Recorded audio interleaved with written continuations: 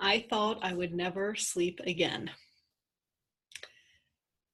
There I was with my 3-month-old crying because I was so friggin' tired. And he wasn't sleeping. I wasn't sleeping. I didn't know how I was going to get out of this mess. I'd read 10 books about baby sleep. They all said something different. I didn't want to let him cry. I didn't know what to do. And I've always loved my sleep. Even in high school, I remember going to bed at 10 o'clock on the weeknight so that I could get the sleep I needed. In college, I quickly learned that 8 a.m. classes were not for me.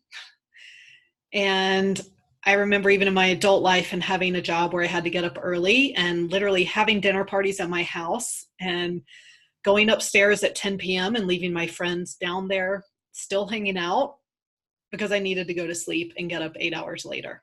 So I've always been a dork about my sleep. So when I had a baby at age 39 and I wasn't sleeping, I was a wreck.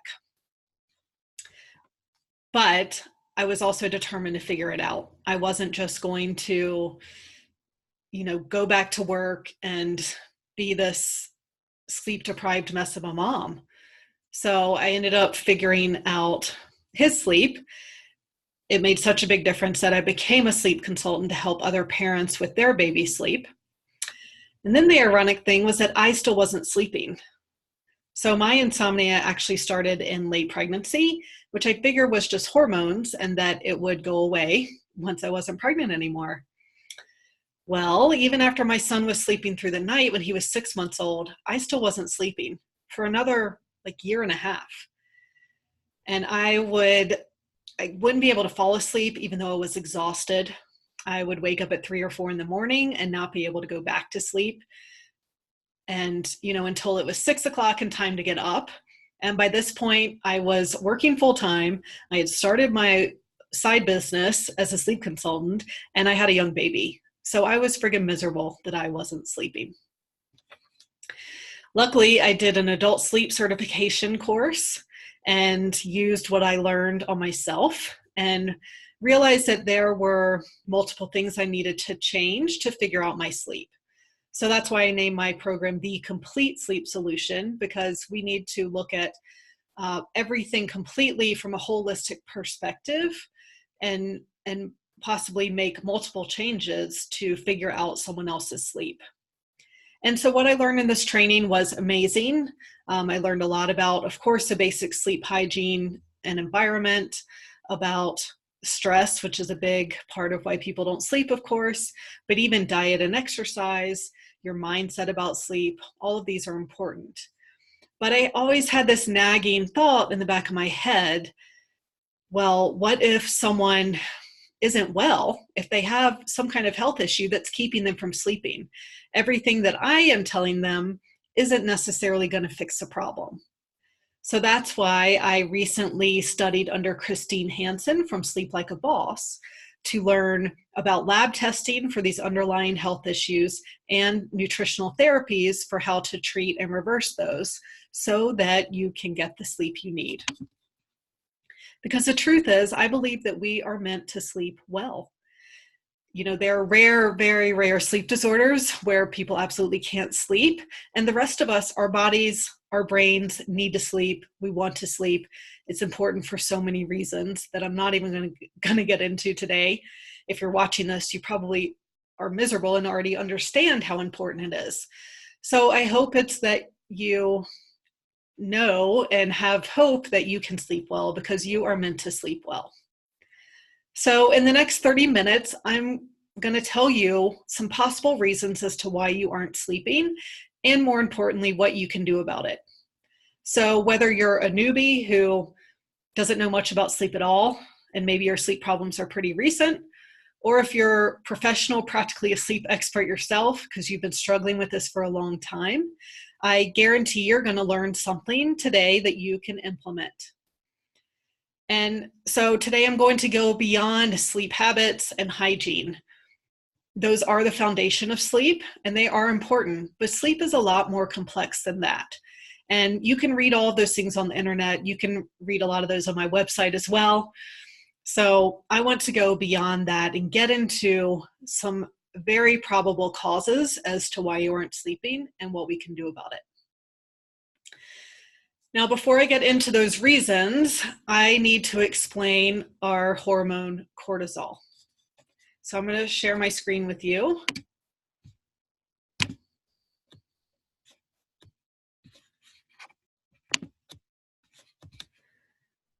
So before we get into even this chart, let's talk about cortisol in general. Cortisol is our stress hormone, and it has a bad rap, but it really has some very important functions in our body. And it should be elevated in the morning. That's what wakes us up and then keeps us alert throughout the day. And it's also very necessarily when we are having a stress response.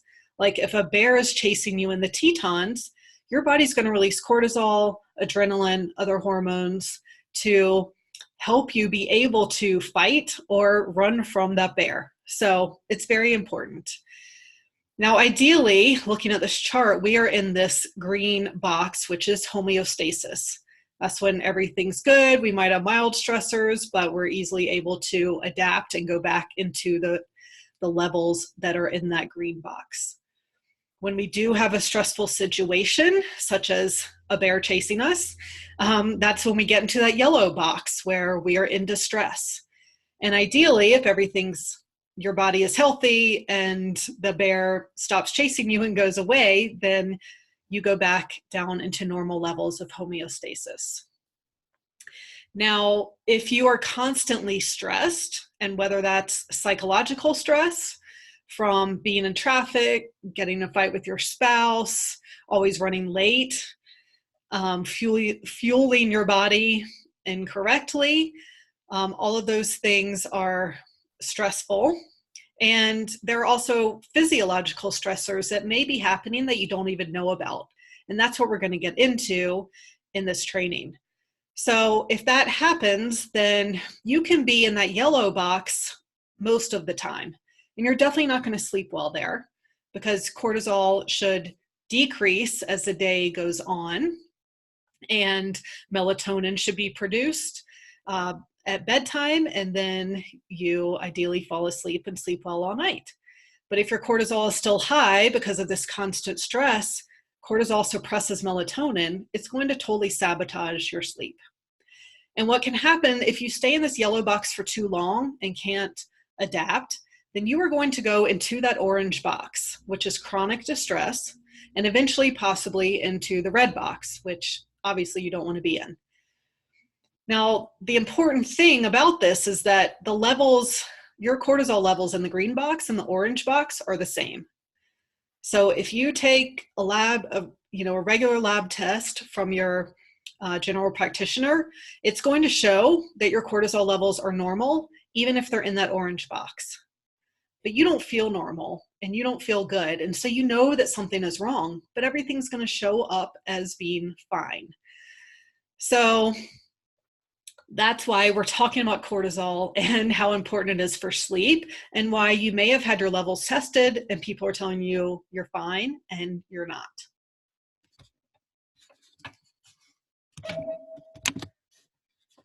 All right, now let's get into nutrition. So first, we are going to talk about blood sugar. Now, when we eat refined carbohydrates and refined sugars, our blood sugar level is going to spike. When that happens, your body produces insulin to bring that blood sugar level back down. Again, your body's always trying to keep everything balanced and in homeostasis. And that insulin is going to spike cortisol. Insulin is inflammatory, cortisol is anti-inflammatory. So cortisol is going to be released to deal with that inflammation. And then you're going to crave something sweet and processed and caffeinated again, and you're going to be on this very extreme roller coaster. When ideally we want our blood sugar levels a little more even keel. Yes, there are going to be ups and downs when we eat, and that's normal, but we don't want these big spikes in blood sugar level, because what's going to happen is that if that's happening all day long, it's also going to happen all night long. And when you eat dinner at night and say then you have ice cream before bed, you spike that blood sugar again, in the middle of the night, your blood sugar is going to drop. Your body's going to release cortisol to deal with that. And you're going to be wide awake and not able to sleep. So that is how blood sugar affects our sleep. One thing you can do then that's an easy fix is to really avoid that blood sugar roller coaster. And I know it's hard if you're sleep deprived because we actually crave more sweets, refined carbohydrates, and caffeine because your body wants that quick fix. And so there are actually studies that show that we eat up to 300 more calories a day when we haven't slept well. So there is, a real craving there. But if you can understand what's happening and then how that is setting you up for the next night of not sleeping well, then hopefully you can start avoiding those foods and start eating more whole food diet and making sure to have healthy fat and protein with every meal as well is going to help minimize those blood sugar spikes. So that is something that you can start doing today to help with your blood sugar levels. Now, the next part of nutrition is going to be food sensitivities. So there is a difference between being allergic and sensitive to a food. So if you're allergic to it, your body is going to have an allergic response when you eat that food. That can even lead to anaphylactic shock. So that's, kids with peanut allergies, they are severely allergic to that food. If you're sensitive to a food, you're not going to have that extreme reaction. Things are going to be going on inside your body, but you might not even be aware that there's any issue with certain foods. So that's the difference between an allergy and a sensitivity. The important thing to keep in mind is that if you're sensitive to a food and you're eating that, that is creating a lot of inflammation. And again, with inflammation comes cortisol to deal with that inflammation. So what I suggest is doing a food sensitivity test. Now, you can figure this out without a test. You can do an elimination diet for at least 30 days where you don't eat common allergens like gluten, dairy, soy, corn, those types of things. And then you can add those foods back into your diet one at a time every few days and see how your body reacts. That's going to be, a long and hard way to do it, but it is possible to do it that way. But you can also take a lab test that is going to show you what foods you're sensitive to on the low, medium, or high range so that you have that information immediately. And again, that's important to know what foods you're sensitive to so you can avoid them and not have that inflammation and not stimulate that release of cortisol. And the good thing is a lot of times avoiding that food and working on healing your gut, as we'll talk about in a little bit, you can reverse a lot of those sensitivities. So just because you test sensitive for something now doesn't mean that you'll always be sensitive to that food. So that's the good news. And so, I worked with a client who I have my clients fill out a food log. And when he filled that out, everything looked great on paper. He ate very healthy. He ate organic. He had, balanced diet, lots of fruits and vegetables. But when we got his food sensitivity test back, it turned out that he was sensitive to broccoli of all things. So even though he was eating what looked like a healthy diet, his body did not like broccoli. That was causing inflammation and that was affecting his sleep. So knowing that, he was able to avoid broccoli for, a month. And then he actually was able to bring it back into his diet about once a week or so. So that knowledge is power. Knowing what you're sensitive to is very helpful. Now let's get into hormones. So we're going to talk about hormone balance and thyroid. So don't get scared off by this right now. We're not going to get into the complexities of this. This is just to show you how hormones work together and interact with each other. Pretty much from cholesterol, we make all the rest of our hormones, pregnenolone, then all of our other hormones are made.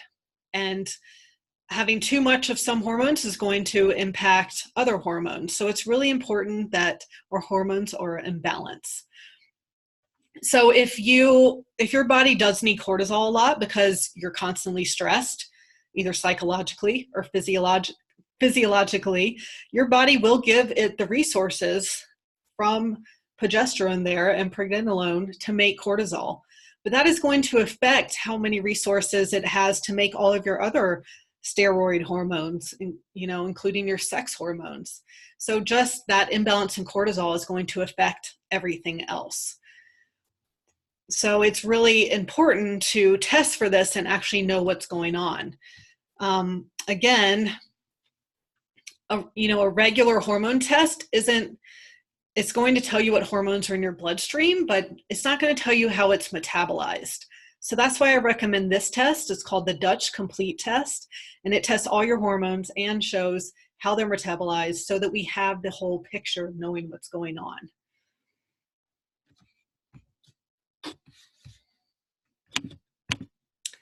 Now let's get into our thyroid. So 80% of my clients actually have thyroid issues. A lot of them have the autoimmune thyroid disease called Hashimoto's. So again, when you go to a doctor and get a basic test for thyroid, a lot of times they only test T4 and TSH, which is your thyroid stimulating hormone. And these tests will show that everything looks normal, but we actually need to also test for T3 because our bodies have to convert T4 to T3 for that hormone to work.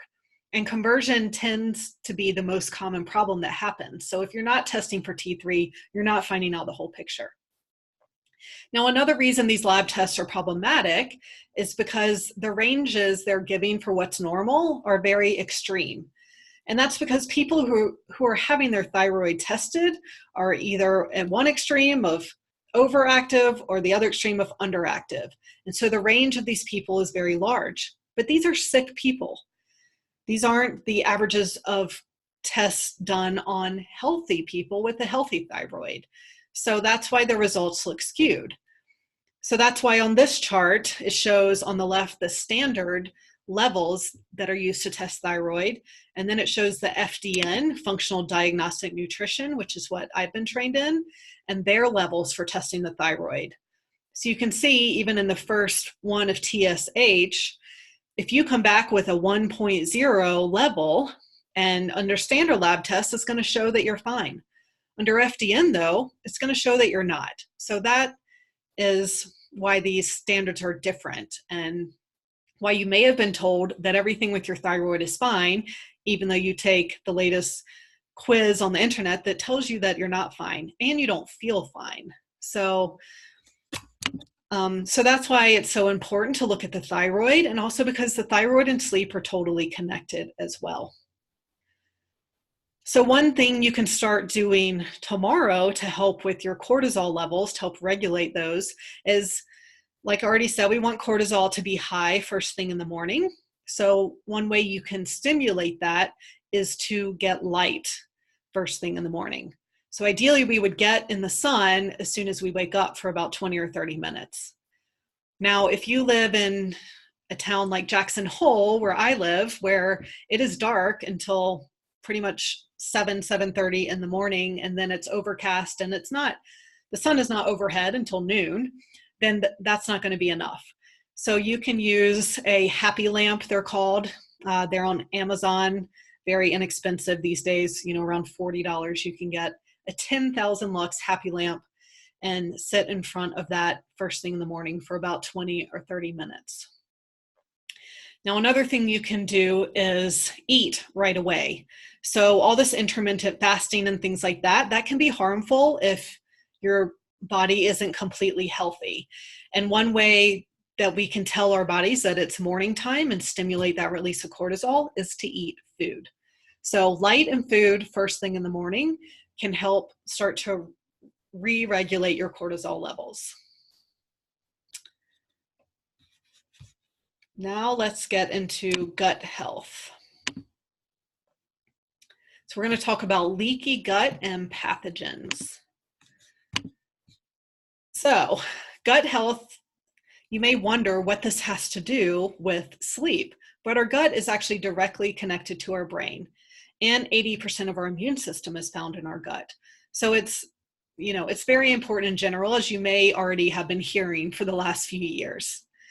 So how we get leaky gut is by things that cause inflammation. So that's infections, again, that unstable blood sugar, medicine like antibiotics, even the stress of pregnancy and menopause can cause leaky gut, environmental toxins, food sensitivities and allergies.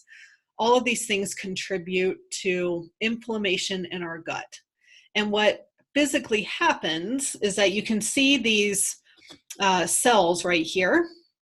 This is what a healthy cell looks like. So they're very close together, and there are these things sticking out that are called microvilli, and they're hair-like structures. And these act as a barrier so that to protect the gut wall so that things don't get into the gut that we don't want to get into the gut. Now, when you do have inflammation from all of these potential causes, what happens is these microvilli are destroyed and the cells become tighter and rigid, and there becomes gaps between the cells. And so undigested food particles and toxins from our bloodstream and things like that can actually leak into your gut, which is why it's called leaky gut. And that can cause all sorts of problems, like autoimmune diseases. Your body won't be able to absorb nutrients as well, and it's going to cause inflammation. And now you know the deal. With inflammation comes cortisol, comes you're not sleeping. Now let's get into pathogens.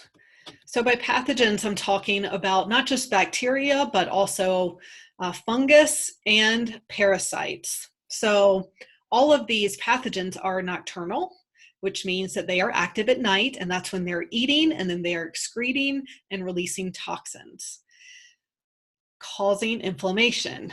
So this is why you can go to sleep just fine, but wake up at 3 or 4 in the morning as those pathogens become more and more active. Your body's going to need cortisol to deal with that inflammation. It's released, you're wide awake, having a hard time going back to sleep. And about 70% of the population is known, is said to have one of these pathogens. So, examples of parasites that you could have are Giardia. The kind of bacteria is C. difficile. Yeast is Candida, which you may have heard of, is a very common fungal overgrowth. So one thing you can do is check for Candida. So you can do a home test where you get a glass of water and put like a quarter size ball of spit into the water and see what happens. If it starts slowly creating legs down as it sinks, then that is a good indication that you have Candida. If it just floats down as a whole thing, then that's a good indication that you don't. Now, this isn't a foolproof test, but it's just something you can try to see. Now, what I would also recommend is doing a GI map. So that's a gastrointestinal test.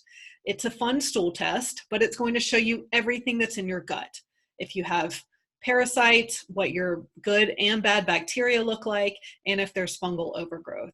So it's a very important part of knowing how healthy you are and seeing what could possibly be keeping you up at night.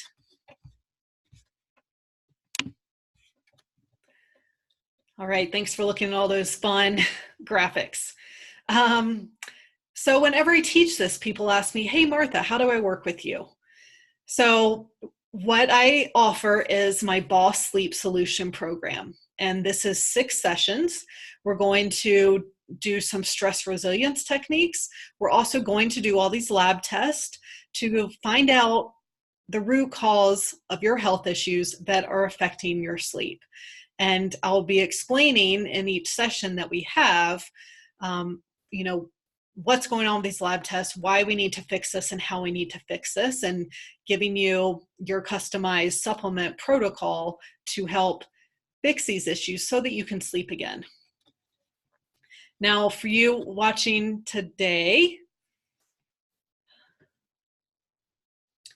now I know it's easy to procrastinate and not take action. And it may be because you don't think that, your sleep problems are really fixable.